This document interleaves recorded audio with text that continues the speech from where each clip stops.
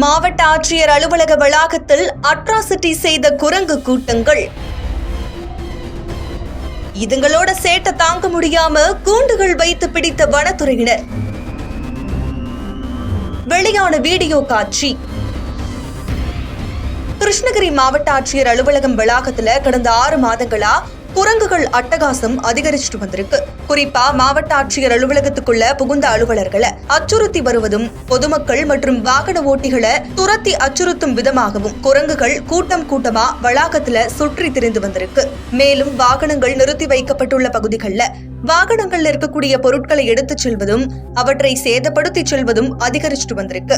இந்த குரங்கு கூட்டத்தின் அட்டகாசத்தால மாவட்ட ஆட்சியர் அலுவலகத்திற்கு வரும் அரசு அலுவலர்கள், பொதுமக்கள் மற்றும் வாகன ஓட்டிகள் மிகுந்த சிரமத்திற்கு ஆளாகி வந்திருக்காங்க.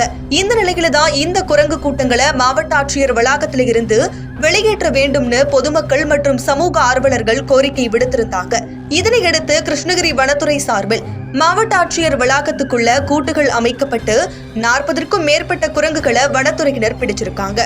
இதையடுத்து அந்த குரங்குகளை வேப்பனப்பள்ளி அடுத்த பொங்கனப்பள்ளி காப்பு காட்டுல பாதுகாப்போடு விட்டிருக்காங்க. 6 மாதங்களா மாவட்ட ஆட்சியர் அலுவலகத்துல அட்ராசிட்டி செய்த குரங்கு கூட்டத்தை வனத்துறையினர் பிடித்து சென்றதால அரசு அலுவலர்கள் மற்றும் பொதுமக்கள் நிம்மதி அடைஞ்சிருக்கிறாங்க. இந்த ஒரு வீடியோ இப்போ சமூக வலைதளங்கள்ல வெளியாகி இருக்குது.